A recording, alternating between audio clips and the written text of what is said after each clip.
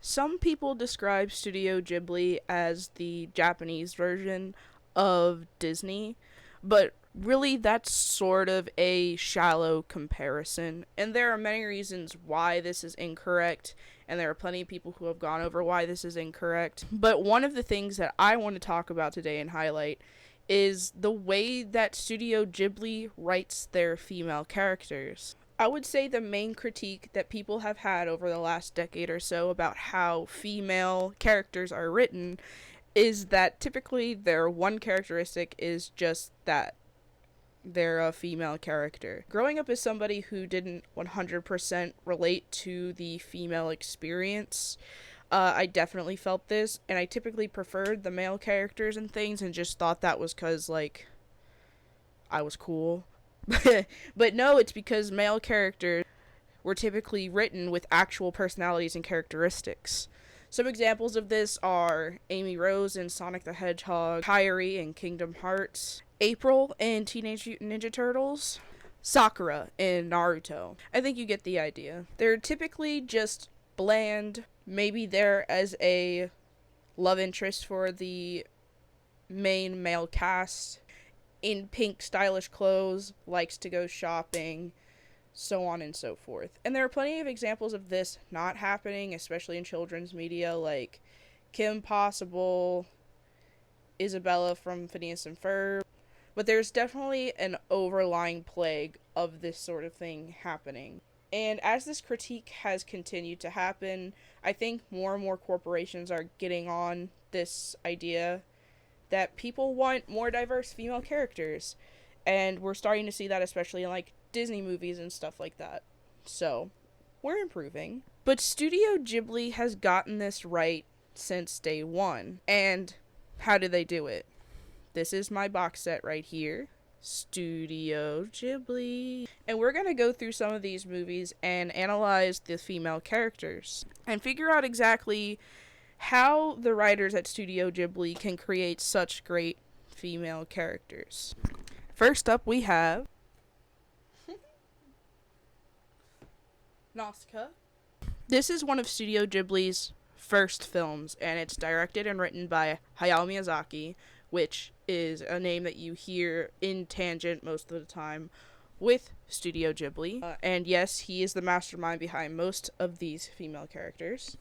Just as a quick overview for those who haven't seen it, Nausicaa is about a princess who lives in a world where they live in conjunction with technology and nature.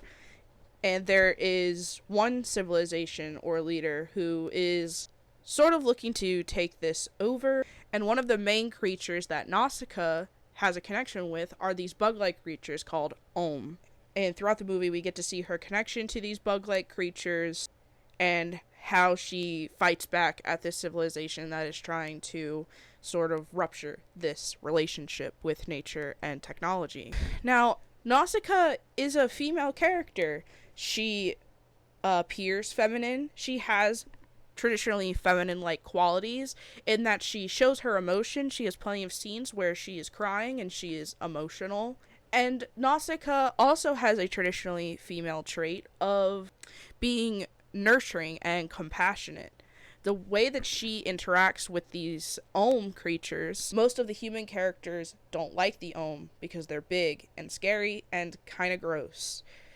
But she sees them past just their exterior. In fact, seeing that exterior as beautiful, in fact. She cares deeply for them because they're alive, and because she sees them as docile, nice creatures. I think what makes Nausicaa so interesting, though, are these traditional female characteristics in conjunction with traits that we typically see in male protagonists. She's courageous and brave. She's outspoken. She is a phenomenal leader, as she is the princess of her own civilization. And she is looking to protect her people and nature and the Om. She has a personality. I can describe it to you. Compassionate, courageous, kind, outgoing, smart. She's a great protagonist to watch. She has flaws and she has strengths. She's dynamic and diverse.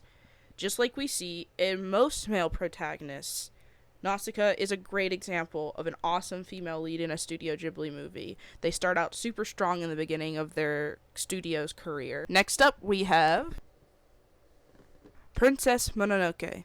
Quick overview once again. It's a similar plot in that it is about humans' relationship to nature. Except this time, the main lead is a male, but one of the main characters is San, or Princess Mononoke.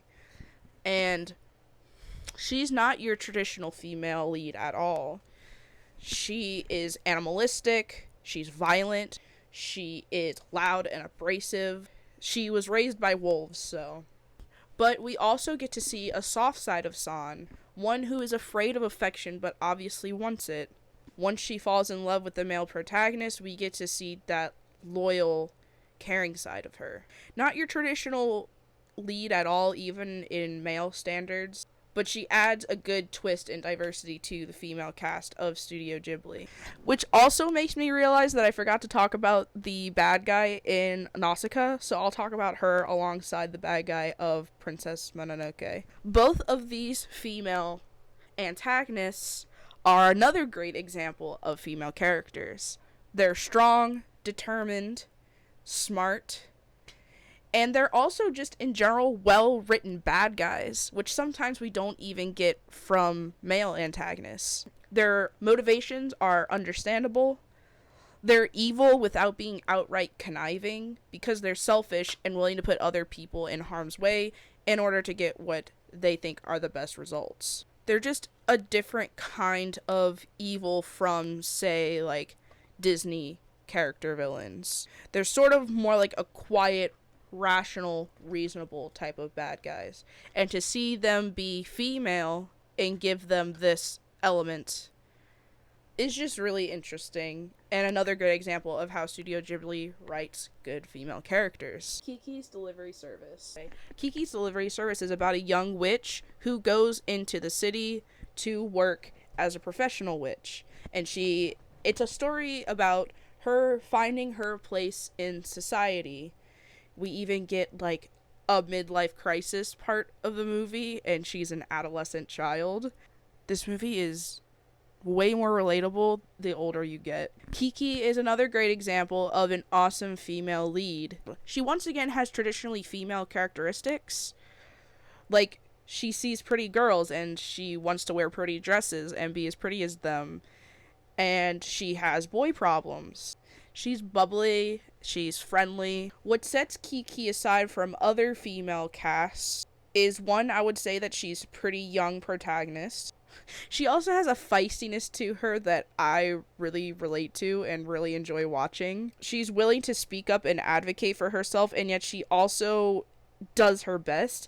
She's a young girl going to the city in order to do something that she loves, and then ends up getting into a depressive episode because she doesn't love it anymore. And I think that just takes a certain level of courage and emotional honesty. We also get a sequence of Kiki being bored at her job, where she's just sitting there at the desk where no one comes into the bakery. And I just love these little quiet moments of Ghibli that's just like, I have been there before. I can't tell you a specific moment where I have felt this, but that is a mood. She experiences boredom. She experiences depression. She experiences passion. She experiences friendship. Kiki is just a great character overall to look up to as an adult. I'm starting to realize she kind of represents me post-COVID. I might have to revisit this movie. Porco Rosso. Porco Rosso is one of my favorite movies of all time, and hardly any casual Studio Ghibli fans even know about it. It's one of Studio Ghibli's shortest movies, and one of Hayao Miyazaki's least favorite movies that he ever made, which is upsetting because it's one of my favorite movies. But it's basically about a World War I veteran who ends up being cursed to look like a pig for the rest of his life. He is a seaplane pilot bounty hunter. That's what he does post-war. And it's just sort of about shenanigans that he gets into in his life, surviving all of his friends after the war. Now, Porco Rosso is the lead of this movie, but there are two female cast members in it that I love. There's Fio And there is Gina. There's also those old ladies that come to help out with the plane, and I adore them so much, but they're just side characters. We have Gina, who is the, I guess, like, she's a lounge singer, yes. And her and Porco have romantic history, or rather, romantic tension. Anyway, she's definitely more traditionally feminine, and yet she is still written well. Traditionally feminine does not make for a bad female character, and Gina is a great example of that. She's dainty, feminine, she's into fashion, she's glamorous, she's quiet, she's also really smart, and she also has emotional outbursts to Porco because she cares about him. She also has a way of swooning men and using that to keep peace among some of the pirates that come to her bar. And I love her. And she's also played by the lady who plays Megara and Rose Quartz. And she's perfect in this role. And then we have Fio, who is sort of the foil to Gina and is kind of hinted at low-key being another love interest for Porco, but it's really kind of weird and I don't want to talk about it. I didn't even notice it until like several years after I first watched it. It's really subtle. Like, it's there, but it's sort of subtle. You'd have to watch it to understand. But Fio is a inventor and she designs planes. So, obviously, intelligent. She is determined. At first, Porco doesn't even want her designing her plane because she's a girl. She ends up talking Porco into letting her design the plane, and Porco gains respect because of her awesome design. She's young, she's funny, she's impulsive, and she also tries to use her outgoingness to create peace among the pirates in one part of the movie. And she's once again like a traditionally feminine character, I would say. In some ways not, and in other ways yes. She definitely has romantic appeal to some of the male characters in the movie. But she's more than that. She's more than just outside of her romantic appeal to male characters. She has a personality. She has a purpose.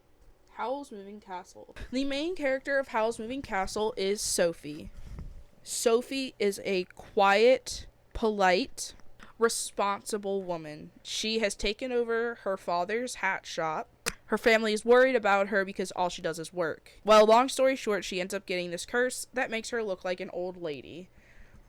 And this is when we actually get to see how Sophie views herself. Sophie views herself as this old woman who her only purpose is to clean and to help others. When I was younger, I used to relate a lot to Sophie's character because of this. And throughout the movie, she finds confidence. Through being an old lady, we get to see a side of her that is more willing to push boundaries, more sure of what she wants. And can we just talk about how Howl is definitely into older women? I love Sophie, both of Sophie's character designs. We have one version of her that is young and beautiful, and then we get this other one of her being old and adorable.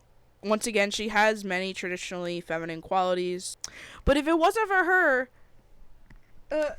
she saves the entire cast of that movie. She carries their emotional burdens on her back and fixes every single one of them. All by kissing, too. In fact, now that I'm thinking about it, some of these female characters really make some of the male characters in these movies, just by comparison, look way more smart and way more emotionally rational. There's one scene in Porco Rosso where Gina handles this seaplane pilot from America as he's trying to engage to her, or he's trying to propose to her, and she just laughs him off. And she does so in a way that isn't rude, but you're just like, pop off, sis. And then we have Sophie, who, like I said, saves the day. And her love interest, Howl, has a whole entire scene where he throws a whole entire fit because of his hair. Which is, I think, what a lot of Westerners would think is a traditionally feminine kind of scene. But no, it goes to Howl. And then finally, the movie everyone has probably been waiting for, Spirited Away. When most people think Studio Ghibli, they think of Spirited Away, which, like, valid because it won awards in America, and I think it's what put it on the radar in Western audiences. But yeah, the main character is Chihiro. She's moving with her family, and on the way to moving to the new place, they find this enchanted old amusement park, and she ends up getting stuck in the spirit world and has to get out.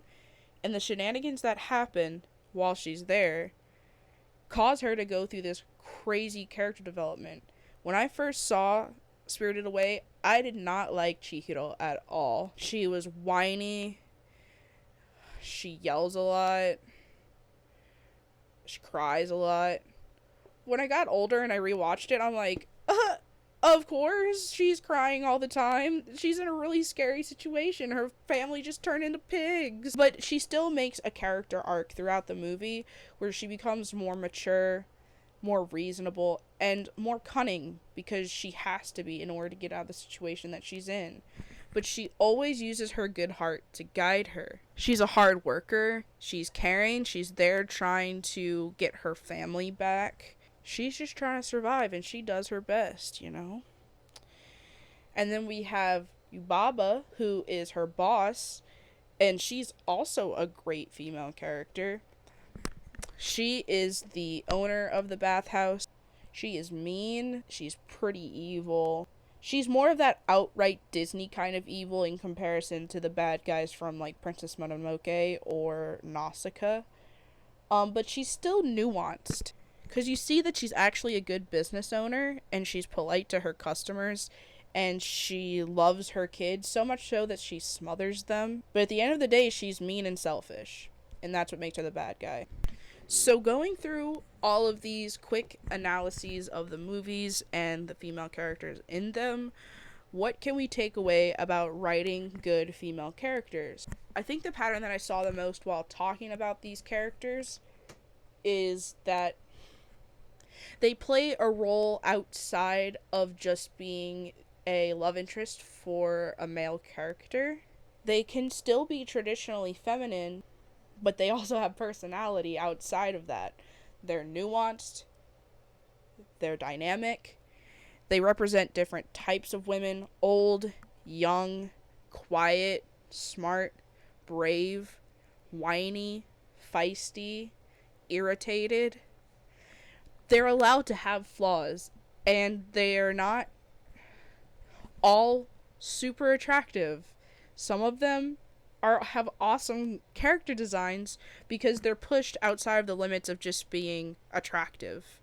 You know, we have Sophie, who's old, and her character design is great. We have Yubaba, who also has a great character design. And then we do have some characters that are supposed to be conventionally attractive, like Sophie when she's young, Gina. I think both of the villains from Mononoke and Nausicaa are their own forms of attractive. There's a diversity in not just their personality, but their appearances. But yeah, Studio Ghibli writes just diverse characters in general, whether male, female, whatever. And something I think that, yeah, we can take away from Studio Ghibli is female characters are allowed to be dynamic, they're allowed to have flaws, they're more than just there to support a male cast. And when they are, they still have personalities. Females are more than just quiet, attractive, caring people. They can also be smart. They can also be abrasive, you know, and I love it.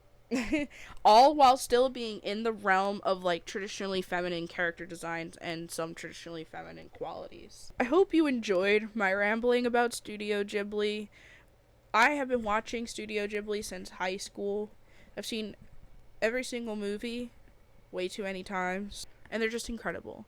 And just as a disclaimer, none of this was to bash Disney or any of them. They are getting a lot better at diverse, awesome female characters and just good stories in general, except you.